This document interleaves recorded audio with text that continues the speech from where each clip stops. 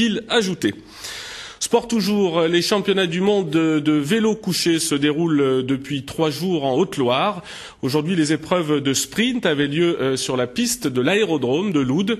Nous vous avions déjà présenté ces drôles de machines la semaine dernière. Vous allez le constater, elles roulent vite, toujours plus vite. Reportage Christian Lamorel et Raphaël Doumergue. Pas d'erreur, ceci est bien un vélo, et même le vélo du champion du monde en titre, l'Allemand Bernhard Boller. Il possède un plateau de 100 dents, alors que les pros du Tour de France en utilisent un de 55 au maximum, et encore dans les contre-la-montre. J'utilise ce vélo pour les sprints bien sûr, mais aussi pour les courses d'1 heure ou de 3 heures. Il faut dire que les vitesses atteintes sont assez impressionnantes, près de 75 km/h pour les meilleurs, parfois plus. Ici à l'image le Hollandais Jim Tessidrandi qui sur la course des 200 mètres est chronométré au départ lancé à un peu moins de 70, il termine à plus de 73 en sachant qu'il y avait du vent. Sur les 2 essais, je suis allé trop vite au premier, j'ai été vite fatigué.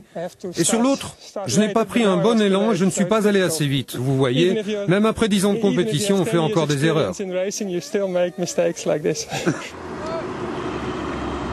En fait, si ce championnat de vélo couché est organisé pour la première fois en France, la discipline est assez populaire ailleurs en Europe. C'est un sport qui avait commencé dans les années 30 et qui réapparaît depuis quelques années. Le record du monde est de 130 km/h, mais cette vitesse tient plus à la performance de la machine qu'à celle de l'homme. Et ici, la plupart des pratiquants sont d'anciens cyclistes traditionnels. Tous les cyclistes en fait étaient des cyclistes traditionnels on va dire, et puis ils ont découvert le vélo couché, et certains ont vraiment accroché, ils ne font plus que ça. Et c'est le goût de la vitesse qui donne ça? Le goût de la vitesse pour les compétitions, pour d'autres ça va être le goût du confort, plus pour les randonnées, les balades, les grands voyages, donc il y en a un peu pour tous les goûts.